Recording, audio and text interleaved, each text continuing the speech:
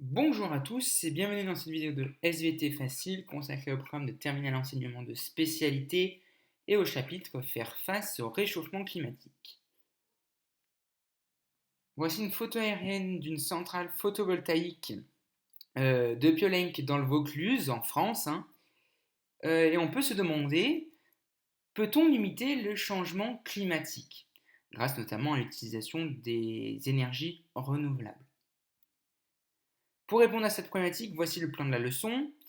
4 parties. La première, une prise de conscience scientifique et politique du réchauffement climatique. Deuxième partie, les conséquences sur la biodiversité de ce changement climatique. Une troisième partie qui traitera des conséquences sur la santé humaine. Et une dernière partie qui montrera une nécessaire mobilisation collective et individuelle pour lutter contre le changement climatique. Quelle est l'histoire de la lutte contre le réchauffement climatique? Une prise de conscience scientifique et politique.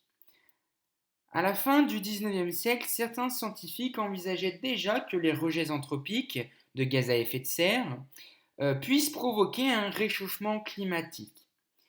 Il faudra cependant attendre la fin du XXe siècle pour qu'un consensus scientifique mondial s'établisse, s'appuyant sur des décennies de mesures et de modélisation du système climatique. Au niveau politique, comme à l'échelle du citoyen, de nombreuses difficultés liées entre autres à une méconnaissance des données scientifiques doivent encore être surmontées pour accepter la réalité du réchauffement climatique et agir pour y faire face. Quels sont les effets du réchauffement climatique sur la biodiversité? Des conséquences sur la biodiversité. Le réchauffement climatique est reconnu comme une cause aggravante de l'effondrement actuel de la biodiversité dû aux activités humaines. Le réchauffement climatique influence aussi directement la physiologie des organismes et perturbe leur capacité à se reproduire et à se développer, ce qui réduit les effectifs des populations et dégrade leur état sanitaire. Certaines espèces migrent vers des régions plus favorables, modifiant leur répartition à la surface du globe. Elles deviennent des espèces invasives. Comment le réchauffement climatique peut-il avoir des effets sur la santé humaine? Des conséquences sur la santé humaine. L'être humain est concerné par le réchauffement climatique qui aggrave certaines pathologies et nous expose à des phénomènes climatiques extrêmes et à de nombreux agents pathogènes. Le fonctionnement des agrosystèmes est aussi affecté. Si l'augmentation de la teneur atmosphérique en CO2 favorise la productivité, cette dernière est menacée par la désertification ou la montée du niveau marin, par la diffusion aussi de pathogènes et de ravageurs des cultures. En conséquence, le réchauffement du climat dégrade la sécurité alimentaire à l'échelle mondiale. Comment les collectivités humaines peuvent-elles agir contre le réchauffement climatique? Une nécessaire mobilisation collective et individuelle.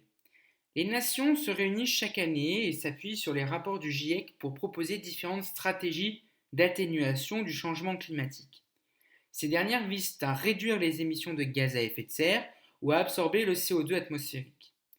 Selon le GIEC, il est impératif de limiter le réchauffement climatique à 2 degrés Celsius par rapport à 1850, ce qui impose une réduction des émissions de gaz à effet de serre de 20% d'ici 2030 et leur arrêt total en 2075.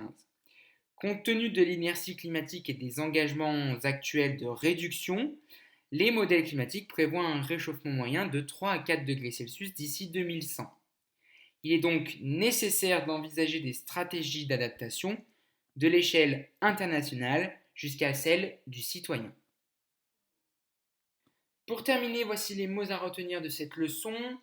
Élaboration d'un consensus scientifique, c'est un accord de la majorité de la communauté scientifique sur un sujet donné.